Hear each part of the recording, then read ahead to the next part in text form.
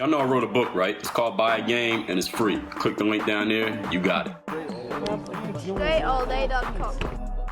What's going on, everybody? Dre Baldwin, DreAllDay.com. This video, we're going to talk about the knees. Taking care of your knees for basketball players, because I get a ton of questions from players about knee tendonitis. I made the video about injury prevention, so if you didn't see that video, go back and look at that video about injury prevention. But players ask me about tendonitis, how do you get over it, what do you do when you have it, because that was like the only injury I ever had. Knock on wood, I was lucky enough playing ball to never have any serious injuries, never tore any muscles, never had any broken bones or anything serious like that. The only injury, quote unquote injury I had, and it wasn't even an injury, is having tendonitis, which is something that it hurts, basically. It's pain. You can play through pain, you can't play through injury. You can't play with a broken leg, but you can play with, a sore foot or a sore shoulder or a tendonitis in your knees. But of course it doesn't feel good. And if you read my first book, Buy a Game, which I give away for free, you can get it at the link right down below. I talked about the fact I had tendonitis and I sat out for like 10 days in college. That was the only time I think I even missed any time really with any real injuries in my life, for the most part, any extended period of time. So what did I do when I had tendonitis? How did I get it, first of all? What did I do after that? I developed tendonitis, I guess you'd say, when I was in college my sophomore year. So this was in the summer between my freshman and sophomore year. I transferred to the school called Penn State Altoona, and by that winter, or like December, January, I had developed this tendonitis. So it was just that pain in the knee, right below the kneecap, that little nugget you got like right below the kneecap. I started developing pain there. It was hard to sprint. It was hard to come to a complete stop and change directions. It was hard to jump. I lost my ability to do all of those things. And it wasn't that I lost my ability, it was that it just hurt. It hurt a lot to even do that stuff, so it's harder to do it when there's so much pain trying to do those things. So I sat out for like 10 days, and I came back and I was cool. So what do I recommend is the cures for tendonitis? First of all, let me put this out there because I have to say it. I'm not a doctor. I'm not a physician. If you really want medical advice and this is a serious issue, you must consult a physician before beginning any exercise training or recovery program. All right, any advice you take from this video, you take at your own risk. Now, what I did is I went and saw the trainer at my college, and she did something where they put like this gel on your knee and she rubs the little metal thing on it. I don't think that did anything. That was a complete waste of time. I went there like 3 times. I don't think it did anything. When I sat out 10 days, I felt better because I just let myself rest. So the number one thing I would say for tendonitis is you must give yourself rest.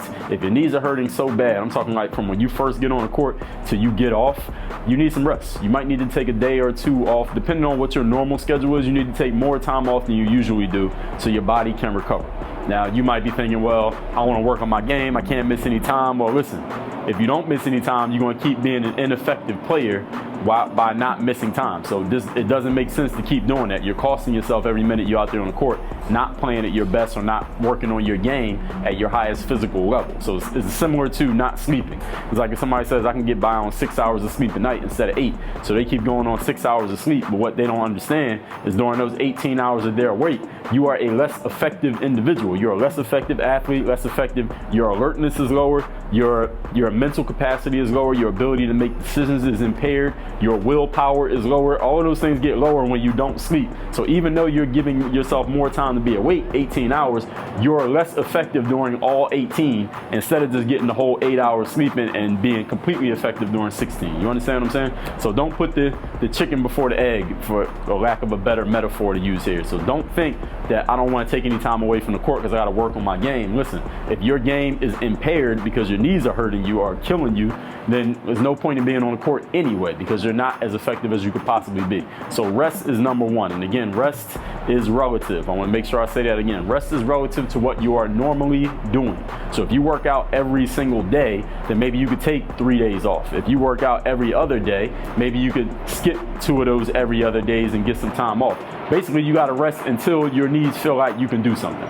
And the only way you're going to know that is by resting first and then getting on the court and seeing what you can do. You got to test this out and figure it out. It's not a set number or a set amount of time I can give any of you, unfortunately, though I know that's a question that many people would ask. Well, how long should I sit out? There's no specific amount of time I can tell you. The other thing I did when I had tendonitis in my knees, I put ice on my knees. Now, years ago here on YouTube, I made a video about icing your knees. I want to show y'all what I use now to ice my knees. So this is what I use. This is a True Fit icing, I don't know, I guess we call these knee sleeves. Actually, my guy Jacob at the Jump Manual, he's the one who actually showed me this. I don't know if it was these, but he showed me that you could buy the wraps. So this right here I bought on Amazon.com, and if you go to dreallday.com/tools, tools with an S on the end, you can get a link to get this directly, dreallday.com/tools. This is basically a wrap, and I'll show you these in a second. This is a wrap that you can put around. You can put this on any area of your body. You can put it on your shoulder, you can put it around your bicep, anywhere. And then it has Velcro right here, the Velcro part. Then it sticks to it. Obviously, it's not as tight as it would be. It sticks to it, and then you can just rip it off. And inside this little pouch here, you see there's a little pouch, if y'all can tell. See that little mesh pouch? Inside there, you put the reusable cold packs. These are the reusable cold packs. Now, this thing right here came with some ice packs, but the packs started opening up. Like, if the plastic is cheap, what happens is it starts opening up.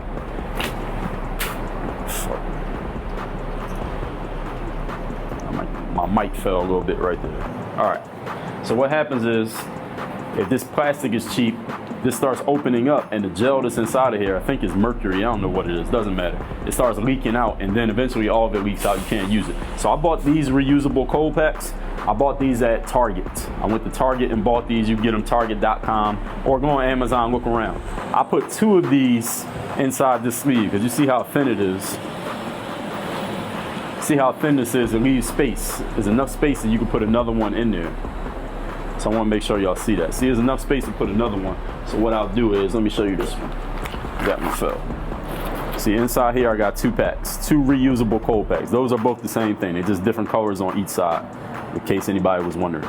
And these are also hot packs. They reusable hot pack and cold pack at the same time. I don't ever use them for the hot, but if you want to, you can. So you put these, I put this whole thing just like this around my knees. So this gets the under the knee, it gets over top of the knee, and it gets the actual area of the knee all at once. And of course you keep these in the freezer. I just put it in the freezer just like this. I put it just like this in the freezer, lay it flat in the freezer, and however often you need to pull it out, you can put these around your feet, you can put them around your shins, your hamstrings, your shoulders, your back, any area of your body, and then you put it on there for as long as you can stand it. That's my opinion. I put these on my knees for as long as I can stand it. I've heard people say 10 minutes, 15 minutes, 5 minutes. I put it on there for as long as I can stand it. When it starts to bother me a little bit, I take it off. And usually it's still pretty cold. I'll put it on a different area of my body, like my Achilles, calf muscles, hamstrings, the back of the knees, put it on your feet, whatever is sore, whatever area of your body is sore. So that's what I did with tendonitis. Rest is number 1. And while you're resting, you got to put ice on your knees. And here's another thing. All you young ball players, I don't care what sport you play, any sport that puts stress on the knees, because all y'all understand that the human body was not invented to do what we do as athletes, right? It wasn't invented for that. So any sport that puts stress on your knees, this is what you need to do. I don't care if you're 15. You need to start putting ice on your knees every time you play. Put ice on your knees every time you play. I didn't start putting ice on my knees until I was like, I'm 34 now. I started putting ice on my knees, I would say around, I would say probably around like age 27, something like that. Around like age 27, I started putting ice on my knees when I first started to feel a little bit of pain in my knees from playing ball. But all up before that, all of high school, all of college, I'm talking about playing on outdoor courts all the time, indoor courts, playing ball all day, being super sore, didn't put no ice on my knees, because the next day I would come back and I feel perfect. Because you got that young body, you don't really feel it anymore. I didn't really start feeling it. I wasn't even stretching all the time. I didn't even start feeling it until I was like 28, 29. That's when I started doing it all the time. So what I'm telling all you young players is, even if you don't feel any pain in your knees, you don't feel any soreness, which you probably won't. And even if you're super sore right now, you go to sleep, tomorrow you're gonna wake up feeling perfect all over again.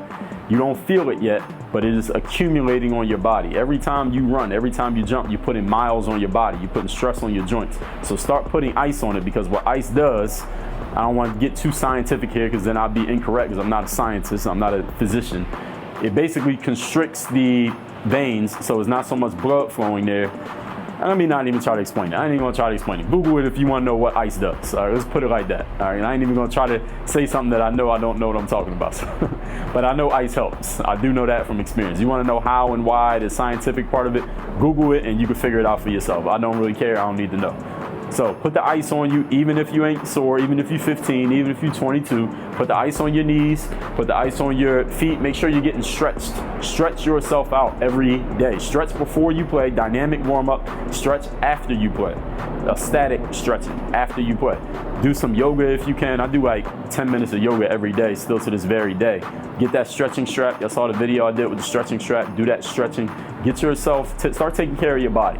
All right, y'all watch the NBA. Y'all see dudes who are like 19 putting ice on their knees after the games, right? They don't feel the pain, but they put ice on there anyway because the experts, their trainers, highly paid trainers tell them, yo, you need to put ice on your knees. So if the highly paid trainers who know more about the science of it than I do tell those players to do it, as much as they've invested in those guys, I think it'd be smart for all of you to do it. So does everybody got that? Any questions, comments, concerns, praise, criticisms? Leave it down there in the comments. Y'all know how to get in touch with me. Be respectful of each other in the comments, and we'll have a great conversation, great discussion. So anybody got something to add that I didn't put in there, or anybody want to give the scientific explanation for icing if you want to. You don't have to, but if you want to, go ahead and leave it in the comments so everybody who cares can read it. All y'all. Any other questions about ball, about training, about mindset, about anything else about basketball, even if it ain't basketball, if it's something that I can cover, leave it in the comments, let me know, because I want my content to be driven by what y'all want, not just what I want to do. Certain things I want to talk about, but if I don't think y'all interested, I'm not going to talk about it. So you got to let me know what you want so I know what to do. Everybody work on your game. DreAllDay.com.